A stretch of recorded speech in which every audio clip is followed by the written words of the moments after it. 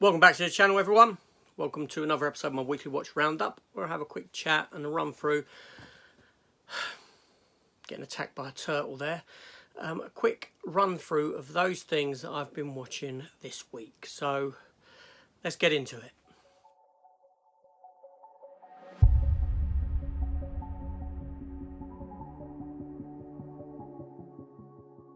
Okay, like usual, I'm going to break this into two parts: TV and film. Yeah, well, what can I say? So let's begin with what I've been watching on TV this week.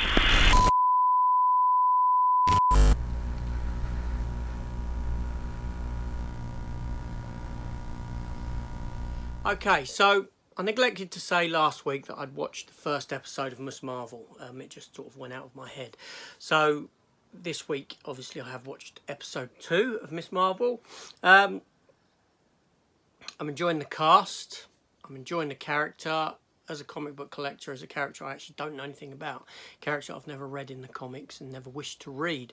However, I do feel that it's suffering from the same problem that Moon Knight suffered, in that being that it's not an established character, that there's all this set up and it doesn't really feel like it's progressing anywhere very fast. It's just her exploring her powers and all this sort of a thing, and so I enjoy it, but it needs to start going somewhere. That's all I can really say about it. But yeah, so then the latest episode of Obi-Wan Kenobi, that people seem to love this episode, but I didn't. I actually thought it was the weakest of the series. Reasons being, the flashback stuff with Anakin and Obi-Wan Kenobi, fine, all good. Although it was used as a plot device for both characters to be remembering stuff, which can be sort of argued that that's to do with the Force. I understand that. I get that.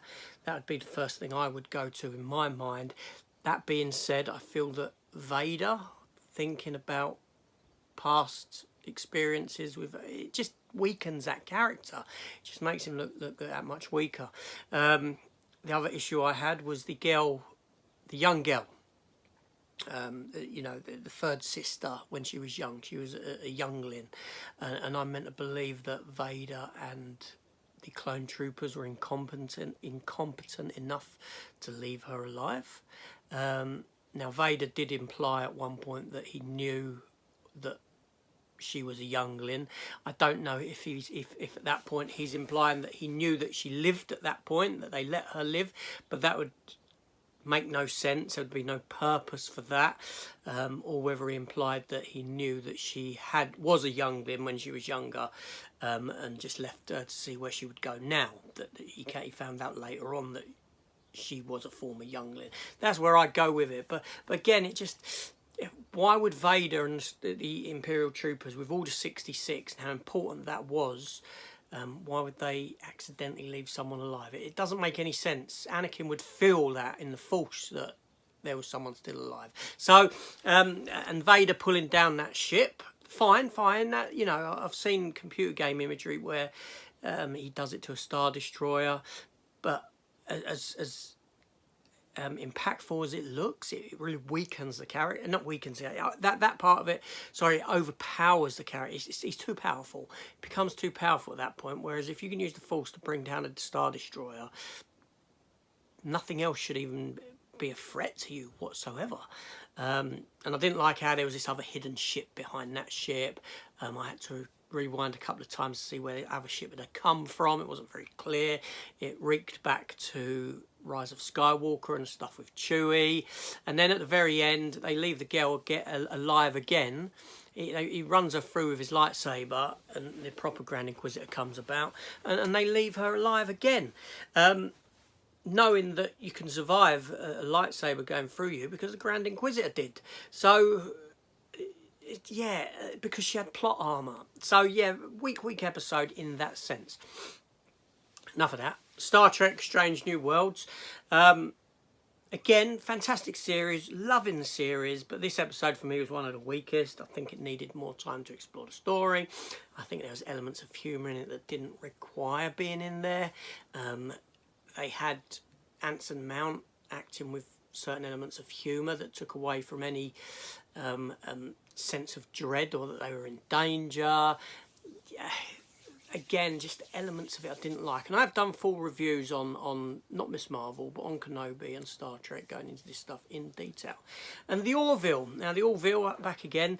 Again, another episode. Well, this week wasn't good for episodes for me. Another episode that sort of let me down in that 45 minutes of it is just playing around with events that have no circumstance. Each character has to go through their own sort of a trial, shall we say. Yeah, so again, it just, you know, they had to get taken close, as close to death as possible, for this other alien race to experience what death is like, this omnipotent race. But there was no outcome, no effects on the individuals whatsoever by being put through these ordeals, shall we say. So yeah, that one was a bit as well. And then the other one I'm watching, obviously, is The Boys. Now, The Boys is just fantastic. It's not a series that I review on its own because it's so layered. The characters are so much depth to each character that I wouldn't even like to start talking about this series in depth. Just that it is just fantastic. Carl Urban is brilliant in it. We've now got Jensen Ackles come in as Soldier Boy in a big way. He looks to be good. You know, Homelander, that character is so layered. He's like a child. He's you know, he's just like this spoilt child that he comes across as, but you get the element of danger with him. You get that fear of if you say the wrong thing, he'll just snap you in half, sort of thing. And yeah, this series I love. I really do love it. It's brilliant. And it had a little singing number in it as well, which was just fantastic. Carl Urban, this programme is brilliant. Brilliant stuff. So that's it for what I've been watching on TV. If you've been watching any of that, let me know your thoughts on this stuff down below. I'm going to step into film now, but before I do, hit the subscribe button, come over, join the channel, like, share the video. Comments are always welcome because I do reply to comments, and yeah, so film.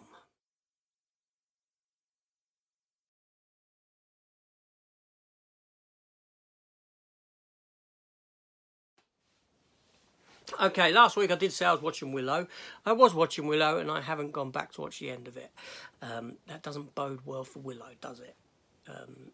Yeah, I was getting Lord of the Rings vibes from it, very heavily so, but I still need to revisit the end, so I can't really say anything more about that.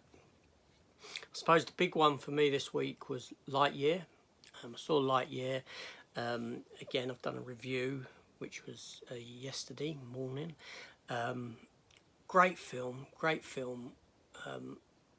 Okay, sorry, no, a very good film. Just needed something more to elevate it to greatness. It's unfortunately that halfway through, a quarter of the way through, it delved into, or it stepped into the territory of just being an action film, essentially, and there wasn't much emotional core to it, but there was at the very start of the film,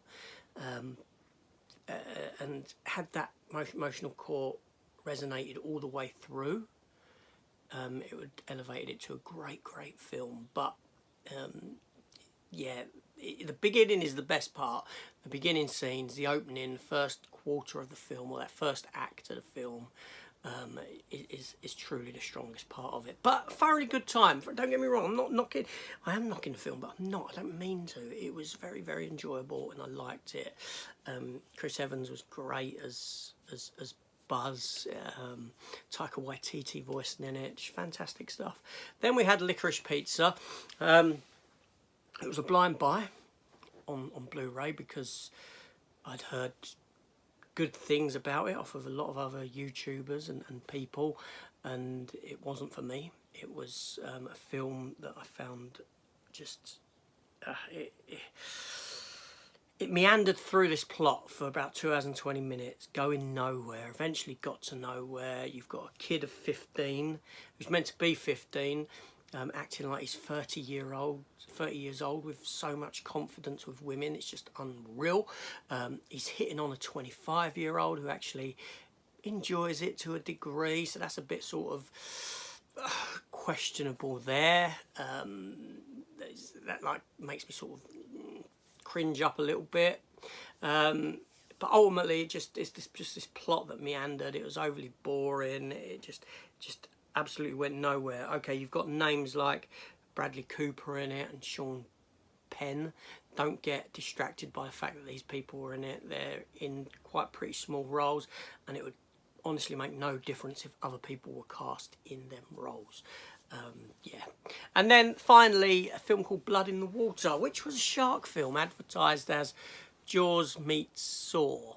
Yeah, basically, you've got this these individuals that have or haven't been involved in some sort of a crime before, and they're taken to this swimming pool. Yes, a swimming pool, very small swimming pool actually, and they're sort of chained there by the ankles, and they're sort of dragged in by, you know, and there's a great white shark in a swimming pool that eats them in a swimming pool.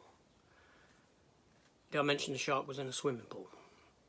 But there is a tunnel that it comes through. I don't know, just nonsense, rubbish shark film. And I did review it, and it's got to be one of the worst shark films I've ever seen. And as you know, there are some bad shark films out there, very bad ones. This film was just, it was trash. Trash. Anyway, that's it. Those are the things that I have watched this week. Let me know what you've been watching, if you've seen any of this stuff, what your thoughts on it are. Let's have a friendly discussion, a lively discussion. I like opposing views. It makes for interesting conversation.